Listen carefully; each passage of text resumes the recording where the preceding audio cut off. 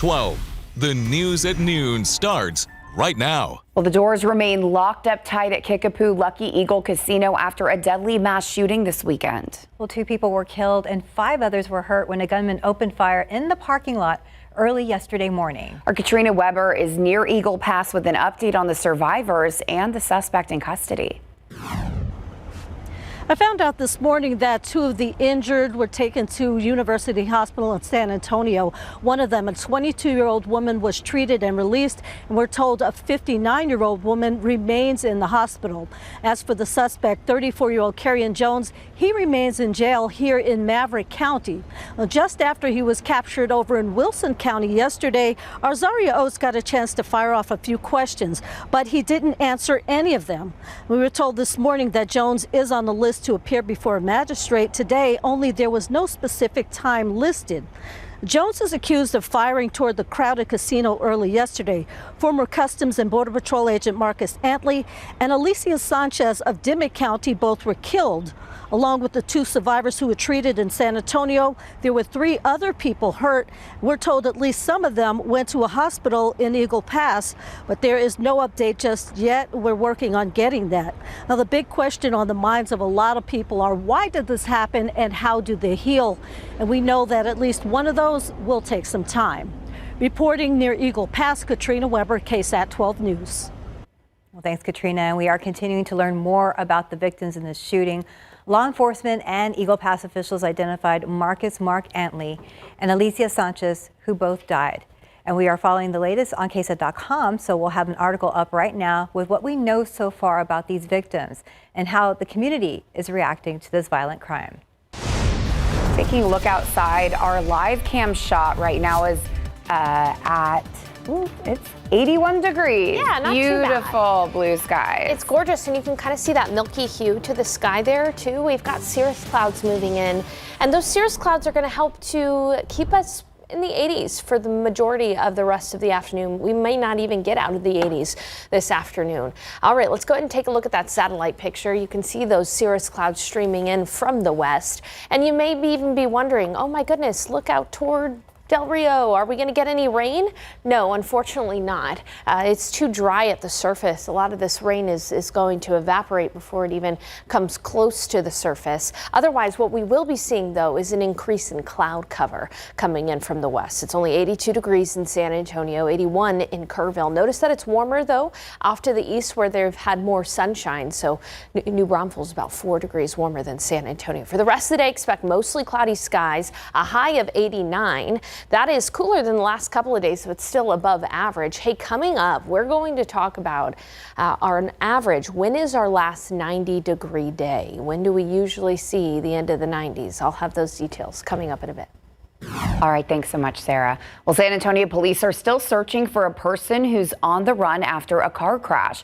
SAPD says a stolen yellow Dodge Ram ran a red light and crashed into a car. This happened yesterday near the De Zavala and Vance Jackson intersection. 3 people in the stolen truck ran off. 2 of the 3 were eventually found and charged with evading arrest. Police are still searching for the driver. Well, Jalen McKee Rodriguez has returned home from his parental leave to take the reins again for his East Side Council district. The District 2 councilman returned to office Friday after being out for August and most of September following the birth of his daughter. It turned out to be an eventful 2 months, which included the city budget, a funding deal for a Spurs arena, and a power struggle between the mayor and city council members over policy making. The district was represented during that time by Leo Castillo Anguiano, the social media and marketing manager at Thrive Youth Center, who was the council's unanimous choice to fill in for McKee Rodriguez. McKee Rodriguez said he believes Castillo Anguiano is the first openly transgender man to serve as a public official in Texas, though he said that was not the reason that he was selected. In a memo to his council colleagues last week, McKee Rodriguez thanked his replacement for his, quote, outstanding leadership. Well, this week on Connect with the Council, Ernie Zuniga went to Hemisphere to visit with District 1 Councilwoman Suk Kaur. You may not know that District 1 spreads out way beyond the downtown area to include the quarry, parts of I-10 along Wurzbach, and also the greater Harmony Hills area. Ernie and Dr. Kaur met outside Commonwealth Coffee House and Bistro to break down the big issues on her plate right now, including public safety. So Dr. Kaur is the chair of the city's Public Safety Committee, and that topic came up a lot leading up to the passing of the city's $4 billion budget earlier this month. A lot of discussion about police officers and whatnot, street lighting in your case. But you felt like it was properly addressed in the budget? Yes, absolutely, because public safety is many different things. Public safety is not just fire and police, and that's what one goal as the chair of public safety that I have is to really figure out how do we quantify how much the book festival actually means for those kids that are not going to be able to potentially be in the juvenile detention system, right? So we have to think about all of the pieces of the puzzle and not just the big part in the middle. Well, during their conversation, Dr. Kaur also looked ahead to the November election and the two propositions on the ballot involving Project Marvel, which could drastically change the look of downtown San Antonio for generations to come. And again, you can watch that full conversation on the KSAT YouTube page or also online at ksat.com. Well, the silver and black are a big topic of conversation today. Oh, yeah. The San Antonio Spurs held their media day, and RJ Marquez and Mary Rominger were there for all the action. And we're going to start with Mary, who he joins us live. She was earlier this morning. And Mary, how are things looking now? Hey, you two. Yeah, things are looking great. Media Day is finally here and actually just wrapping up here inside Victory Capital Performance Center. Now, the Spurs had a very productive offseason, generating a lot of hype around their roster, and deservedly so. It's been a long time since San Antonio has gone into a season with this much depth at center and guard while also being mostly healthy. So playoffs are certainly top of mind for this San Antonio Spurs team. Now, we heard from a group of Spurs today, including Victor Wembanyama, who is gearing up for his third season in the NBA. Last season, of course, Wembanyama's campaign ended after the All-Star break when he was diagnosed with deep vein thrombosis, a potential career-ending diagnosis. But Wemby has made a full recovery and opened up to us today about how that health scare altered his perspective on life and how his intense offseason training, which included training with monks, is already positively impacting his game. The traumatic experience you talked about is very much linked to all the stuff I've done this summer. You know, there's this will obviously to come back and rehab and be better to become even better than before. But there's also a big feeling that, you know, I mean, life isn't forever, you know, and there are some experiences we're gonna miss on. It's inevitable, but I'm gonna miss on the least of them that I can. You know, like I want to experience the most, and this is something that I wanted to do.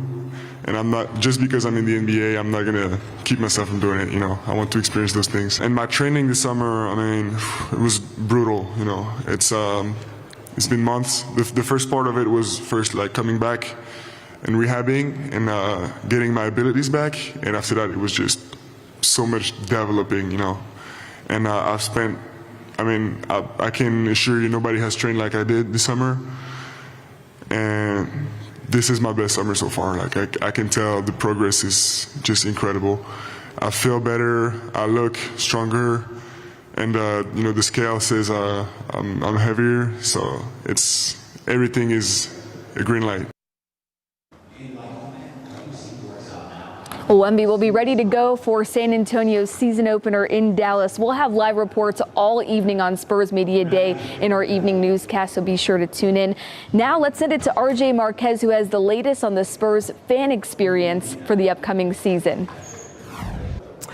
That's right, Mary. Obviously, a lot of excitement getting to finally hear from some of the players. In fact, I see Victor Wembanyama behind me as we continue on with our Media Day coverage. But we also got word today about some pretty cool promotional deals and ticket deals that the Spurs will be doing throughout the entire season. This obviously highlights various causes as well as some promotional giveaways to really kind of give some fans the best bang for their buck. So starting out in November, we're going to have local military heroes that will be honored.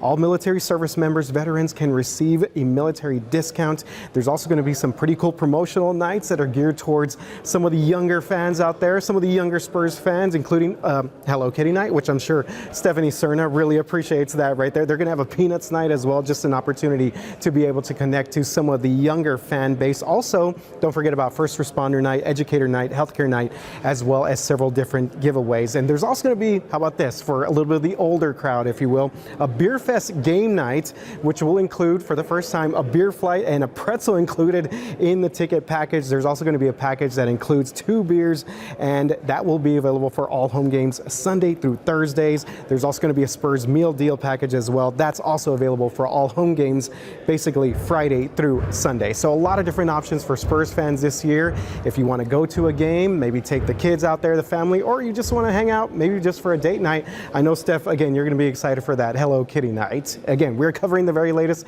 with Spurs Media Day. We're going to have the very latest on air online, KSAT.com. Reporting from the Rocket La Cantera, RJ Marquez, KSAT 12 News.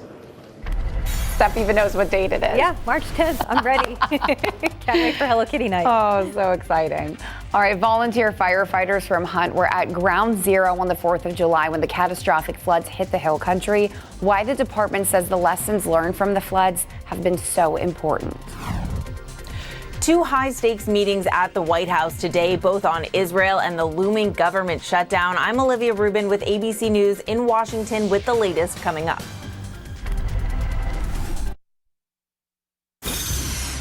Well, now to Washington, D.C., where President Donald Trump is set to hold a high-stakes meeting on Israel. ABC's Olivia Rubin says this is all while inching towards a government shutdown. This morning, President Trump meeting with Israeli Prime Minister Benjamin Netanyahu as the war in Gaza rages on. Trump trying to end it now, but previous efforts have failed. The White House hoping that all changes today. Netanyahu is going to accept the proposed plan. Is that the hope that the president has today? The president knows and believes that this is as good of a plan as these sides are going to see. It comes as the clock is ticking to a government shutdown, neither side budging. Now, President Trump, for the first time since taking office, will meet with the top 4 congressional leaders. If it has to shut down, it'll have to shut down. Democratic House Leader Hakeem Jeffries and Senate Minority Leader Chuck Schumer, as well as Republican Speaker Mike Johnson and Senate Majority Leader John Thune, all expected to be in attendance, each side blaming the other. We're heading into the meeting to have a good faith negotiation about landing the plane in a way that avoids a government shutdown, but does not continue the Republican assault on the health care of the American people. Republicans control every chamber of government, but they do need some Democrats to pass this funding bill. Still, the White House this morning standing firm. Our message and what we want out of this is very simple. The president wants to keep the government open. He wants to keep the government funded. There is zero good reason for Democrats to vote against this clean continuing resolution. There is nothing to negotiate when you have a clean CR. And one of the big sticking points here, health care. Democrats want Republicans to reverse Medicaid cuts from earlier this year. Republicans saying that's a non-starter. Olivia Rubin, ABC News, Washington. Okay, let's go ahead and take a look at the roads right now because still a major accident there. I-37 at Fair Avenue. This crash happened about 9 this morning. So we were talking about this on GMSA at 9. There's an overturned 18-wheeler. You could see it's still blocking that exit there. The crash happened at about 9. And yes, this is southbound at I-37 at Fair Avenue. So you definitely want to avoid that area. Probably going to take a while. Yes, it will. Alrighty, let's go ahead and take a look at the pollen count. Our eagle-eyed KSAT viewers may be wondering, why is ragweed moderate in a higher category than the molds, even though the number for the ragweed, 350, is lower than the number for the molds, 410? The reason for that, they're on different scales. Ragweed is measured in pollen grains per cubic meter, and mold is measured in spores per cubic meter. Either way, ragweed might be causing some allergy issues. Aquifer is down 0.4 of a foot over the last 24 hours. And take a look at this. No rain chances in the next several days. I'm going to have details on when we usually see our last 90-degree day, though, coming up in just a bit.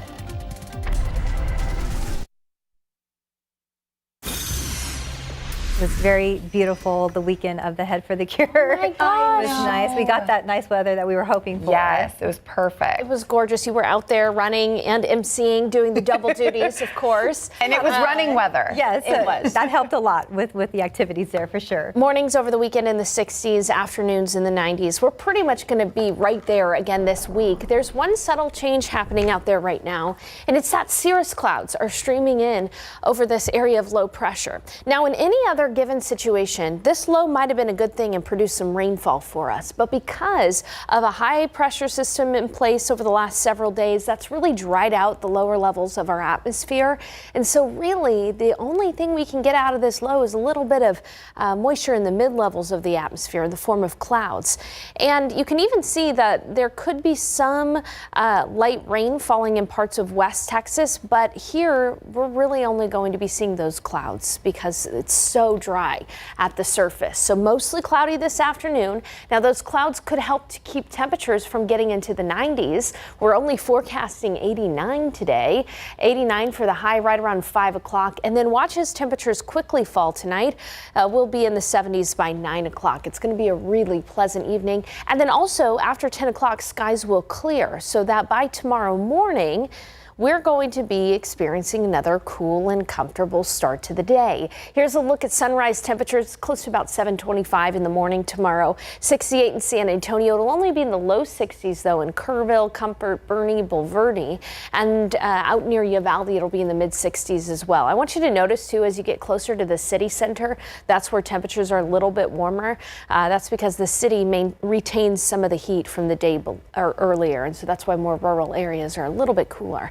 Now, we are, however, going to be enjoying low humidity pretty much all week long. So even though the weather's going to be fairly quiet, we aren't going to get the rain we need. At least it's going to feel good. Afternoon humidity expected to remain in the pleasant realm, dew points in the 50s in the afternoon.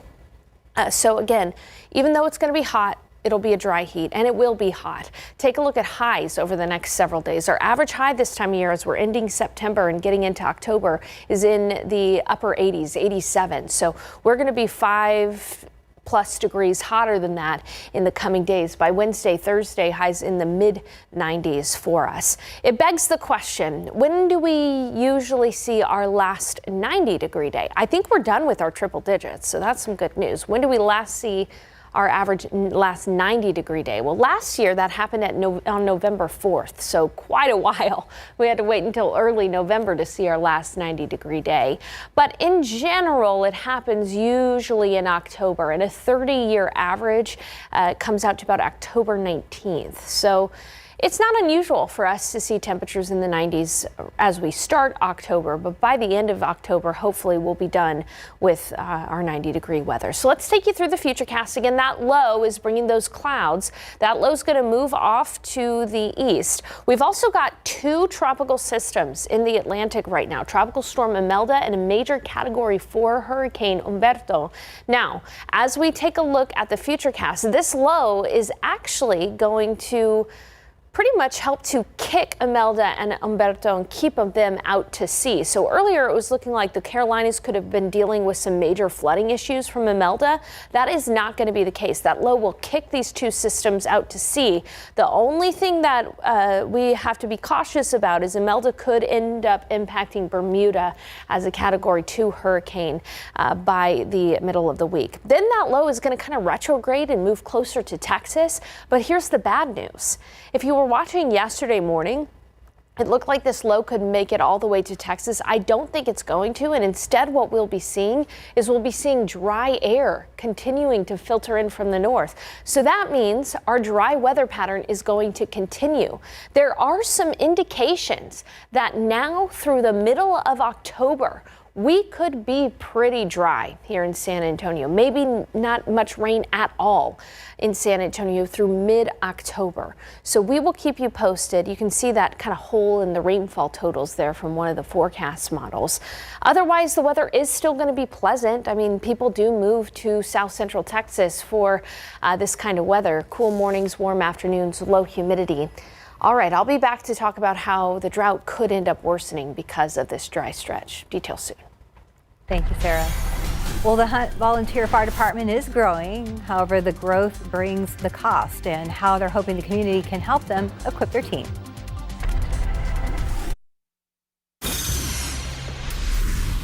Well, they were ground zero on July 4th during the floods. Well, Hunt's Volunteer Fire Department was center stage when that flood hit, and unfortunately, a lot of their equipment was damaged, or all of their first aid kits were used up during that response. For the first time, Patty Santos takes us inside the fire department to catch up with volunteers.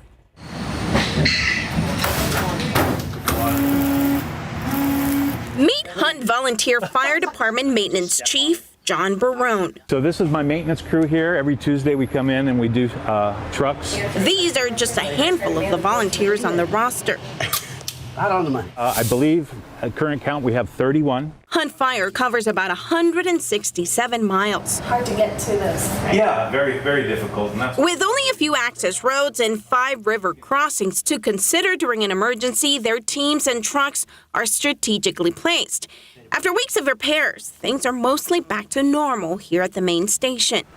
So this is one of our newer trucks. A power line came down and tore the antenna, the lights, bent this back, and tore off our reel. So it was one thing we had to get replaced there. So the nonprofit department lost 2 trucks and a building, and other things were left in need of repairs. So Sparky, this is what we call this one here, Sparky. This took a beating, and if you can imagine the depth of the water that we were trying to get through in the area. Lucky for them, support poured in for them and their community. Our used 4-wheeler, chainsaws, and an ice machine were donated. And if you look around here, these are all the items that people had donated. For Barone, there are a lot of lessons learned, starting with the need for more training, specifically flood search and rescue and swift water recovery. Right now, have 10 people signed up for EMR training, emergency medical. So we do not have 10 first aid kits that are designed for an EMR. Does that cost money? It does, depending on who's giving the training. Some of it may be from the state, but some of it does cost money. Not to mention the cost to replace first aid equipment. I want to say they were like about $1,000, but it's a bigger one. It has oxygen bottles and stuff like that. Patty Santos, KSAT 12 News. Well, as you heard, the department will be focused on new training, but also working on recruiting. They hope to get younger people in their community, maybe even in high school, to get involved in volunteering. So if you want to support the Hunt Volunteer Fire Department, there's a benefit concert happening on October 18th in Boerne. Organizers are looking for corporate sponsors, so you can head to KSAT.com and search Hunt for information.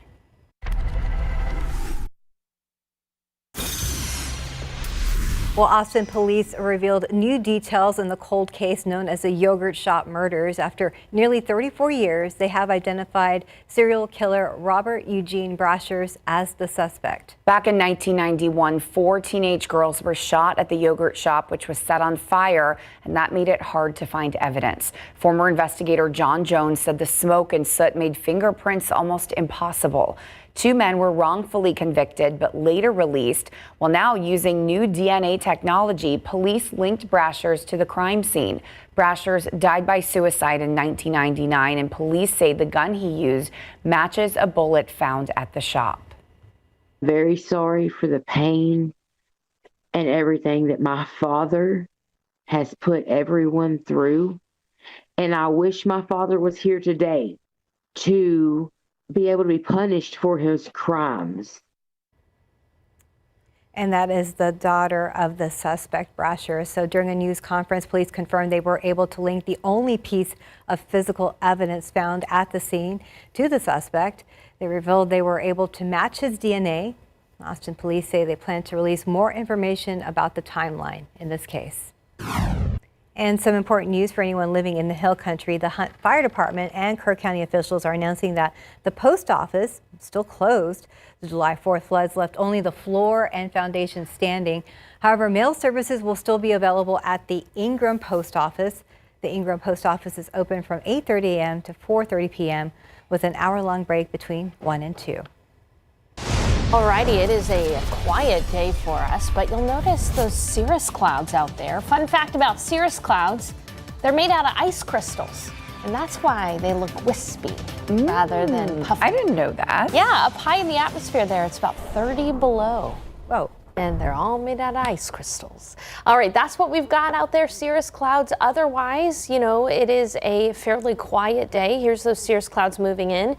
You can see there's also on indication there some of that green color. You might be tempted to think that that's rain, but a lot of that is evaporating before it even hits the ground, more so in the form of sprinkles than anything. So we're really not going to see much today in San Antonio other than those cirrus clouds. Temperatures in the low 80s around the Alamo City. It's only 80 in Uvalde and 82 in Kerrville. These clouds are going to be increasing. We're going to see thickening clouds. And so as we look at the rest of the afternoon, maybe you're going to go pick up the kids from school. Just know that it'll be warm with increasing clouds, 89 for the high temperature. Okay, coming up, we're going to talk about a few things. First of all, this week is going to be characterized by cool mornings and warm afternoons pretty much every single day. Those warm afternoons will come with low humidity, so it'll feel nice, but that's not good news for the drought. We're going to have a look at how long we've been in drought in San Antonio and even an outlook for the rest of the year as far as the drought is concerned. And then as far as the tropics go, good news for the East Coast. Those storms are turning to the east. Details soon. All right, thanks, Sarah. Well, Attorney General Pam Bondi says she's sending Justice Department agents to ICE facilities across the country to protect agents and federal property. In a post on X Friday, Bondi said she's also instructing the Joint Terrorism Task Force to disrupt and investigate those involved in domestic terrorism. This comes days after a shooting at the Dallas ICE field office. One detainee was killed and 2 other people were critically injured. At least 4 attacks or threats have occurred at ICE or Border Patrol locations in Texas this year. This is not the first time the Trump administration has diverted personnel to assist ICE efforts.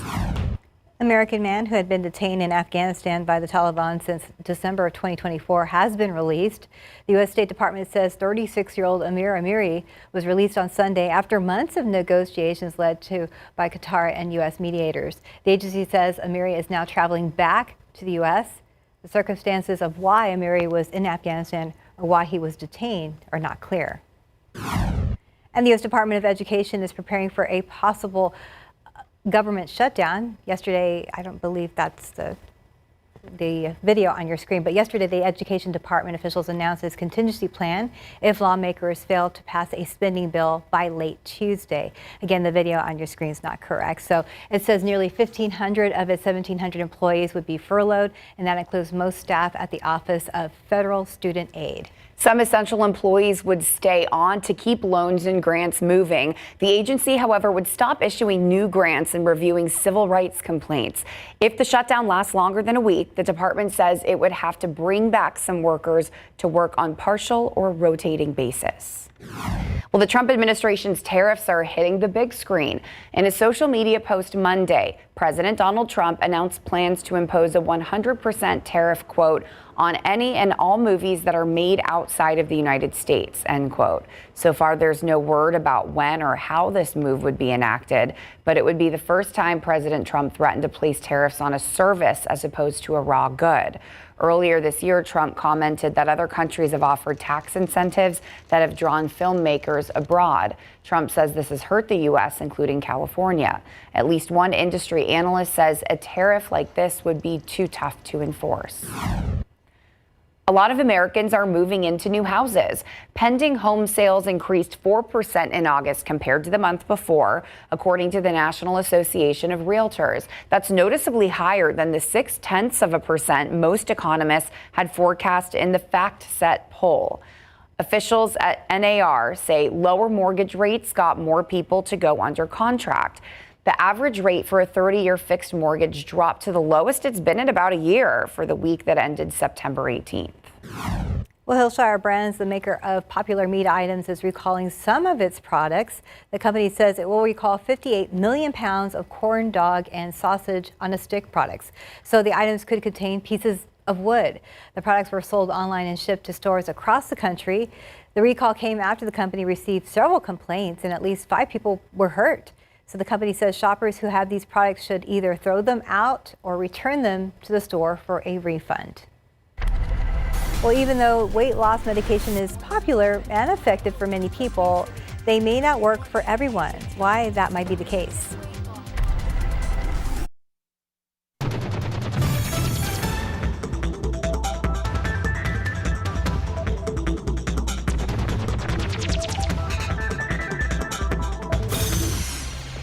Well, the popularity of GLP-1 drugs for weight loss continues to rise. About 1 in 8 U.S. adults reported using the medicine at least once. That's according to a 2024 KFF poll. And while weight loss for those on these drugs can vary, one study suggests the amount a patient will lose may be partly based on their biology. CNN's Mandy Gaither talks to the lead researcher about the findings and why he says this is an important step in helping those who have obesity. They've become an important weapon in the battle against obesity. GLP-1 medications can lead to significant weight loss, but how much you'll lose on them varies from person to person. There are lots of different root causes that can lead someone to have obesity. And anytime you have something like that, where you have multiple causes that can lead to something, there's never going to be a single medication that's going to work well for everyone. Daniel Rotroff with Cleveland Clinic is one of the lead researchers of a study that looked at whether genetics has a hand in weight loss on these drugs. They keyed in on a gene called neurobeachin. It's a protein in the part of the brain that regulates how full or hungry you feel. While everyone has this gene, he says variations in it may affect how well the gene works. And we found that some of the variation was associated with increased weight loss and some of it was associated with decreased weight loss. Rotroff says evaluating this gene alone may not be accurate enough to make the decision on whether a person should or should not take GLP-1 drugs for weight loss, but he says it could be an important step toward making a treatment plan personalized for each patient. You know, with this gene score combined with other factors, lifestyle, sex, ancestry, other genes, maybe we could develop a truly accurate test for GLP-1. For Health Minute, I'm Mandy Gaither. Look out there with a live cam. Yeah, we're warming up to 82 degrees, but I'm really appreciating the cooler mornings and also even the evening, because like you've had a hot day and then like you arrive home in the evening, you're like, oh, not too bad. And even around, it isn't. It's low humidity. It feels great outside. This is the reason why people move to San Antonio in the fall and in the winter. But I don't know about you, I'm ready for it to not be 90 degrees outside. In the pollen count, ragweed is moderate at 350, molds are low at 410. This is not good news. Aquifer continues to fall. It is 30 feet below the monthly average, and I just do not see any rain in our forecast, not only over the next 7 days, but potentially through the middle of October. We're going to talk about how that could potentially worsen our drought situation coming up in a bit. So I've decided I'm just going to wear fall colors until the fall arrives. Yes, that's a good idea. Mind over matter, right? Should we just start doing that? Okay. Deal. Trick Mother Nature. Fall. Oh my goodness. But I cannot wait until that first real deal. I know. Real deal front. We had a little bit of a front last week that helped to sap out the humidity. And it's been pretty pleasant since huge difference, I think. A big difference. And here's a look outside right now. It's 82 and dew points are only in the 50s. When dew points are in the 50s, that means that it feels pretty okay outside with that low humidity. And it's 86 in New Braunfels, 83 in Del Rio, 81 in Bernie, and 83 in Kerrville around this lunch hour. And you can see too that we're dealing with these cirrus clouds streaming in. Now, depending on how thick the cirrus clouds get, they could end up making for a gorgeous sunset tonight. Cirrus clouds typically make for a good sunset because, again, they're made out of ice crystals, so they do cool things with the sunlight. We'll have to wait and see because that cirrus cloud deck might get a little too thick to produce a good sunset, but still keep your eyes open for that later on today. 86 in Kerrville will be the high. It'll be 90 in New Braunfels, 90 in Uvalde. We may struggle to get out of the 80s this afternoon in San Antonio. Right now, we're forecasting a high of 89. Now, take a look at your screen. This is a trend over the next several days. We're talking about through Saturday. Cool mornings and hot afternoons in the low to mid 90s. In fact, this is going to be that trend for a while. And so this week, The mornings will be the coolest around sunrise, 7:25, and the afternoons, yes, they'll be hot, but at least it'll be dry. But that low humidity comes at a cost, and that low humidity comes with the potential for worsening drought. So what I'm showing you right now is the current drought monitor. Remember, we get an updated drought monitor on Thursdays, so you'll see that on Thursday here on KSAT. But as it stands right now, you can see that the vast majority of our area is in a severe or worse drought. Severe drought being the orange color, extreme drought the red color, and the worst category, exceptional drought for Medina County. Areas like Kerrville are not experiencing drought for obvious reasons because of the floods and the amount of rain they saw in July. But this entire area has been in a continual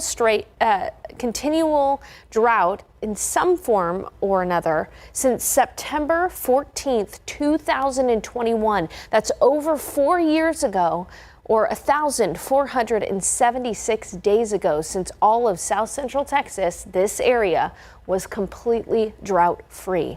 That's what we call a multi-year massive effect on the drought. And as we look ahead, even through Wednesday, October 15th, we could continue to be dry here in San Antonio and through a good portion of Texas through the middle of October. That is not great news, and the Climate Prediction Center does expect for there to be some kind of either development of drought or drought continuing across the vast majority of Texas. The areas like Dallas, not in drought right now, but that drought is expected to develop through the end of the year, and our drought situation is expected to at least continue through the end of the year as well. We are also going to be experiencing a La Nina winter, which basically just means that we have a better chance to be drier than average. Let's take a look at the tropics, because there are two systems out there. Hurricane Humberto is a Category 4 hurricane. Tropical storm Imelda is a tropical storm. It's expected to strengthen into a hurricane, but both Imelda and Humberto are expected to stay offshore, so not impacting the United States. However, Imelda could impact Bermuda on Wednesday as a Category 2 hurricane. But then both of these systems will continue out into potentially even the North Atlantic, which is impressive.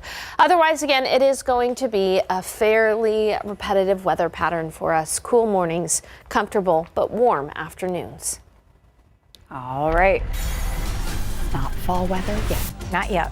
Another music superstar is joining an elite club. Bad Bunny will be the next artist to take the stage during the biggest football game of the year. How fans are feeling about the big announcement.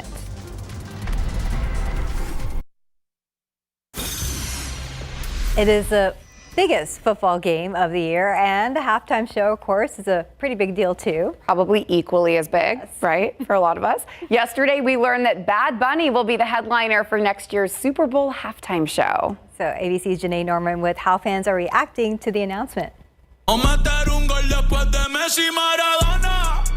Bad Bunny taking over football's biggest night.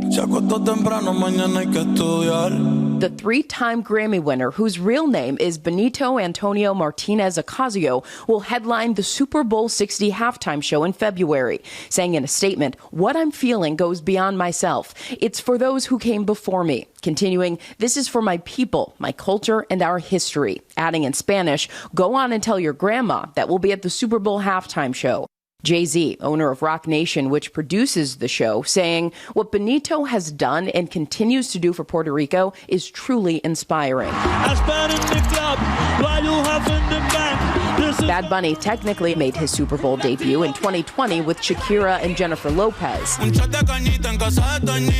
Bad Bunny, dubbed the King of Latin Trap, is having quite the year already, with a new album release, wrapping a sold-out 31-show residency in his native Puerto Rico, creating an economic boom in the process, and becoming the breakout star of the summer as waiter turned Adam Sandler's caddy in Happy Gilmore 2. Remember the happy place I went to? Yes, you go to yours. Okay, I'll try. Bad Bunny calling it a dream come true.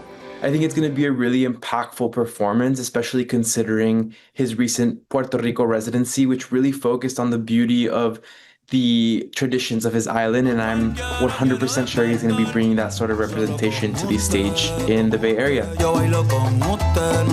Anticipation has been brewing for weeks. Our our favorite person. Fans reacting overnight. I am so happy. I literally have chills. This is such a big win for all Latinos. Janae Norman, ABC News, New York. Alrighty, cool mornings and warm afternoons. That is the trend for us in the forecast over the next several days. You can see too, hardly little to no chance for rain at all over the next 7 days. And that could be the potential for us through at least the start of October, which again, not good news for our worsening drought. At least the mornings will be pleasant. I wake up in the morning and it just feels so good. I have my cup of coffee outside because it feels amazing. I love it. It's a nice break from the humidity that we had. So we will take that before the rain. Yeah. Thank you, Sarah. Thank you so much for joining us this afternoon. We hope you have a great day.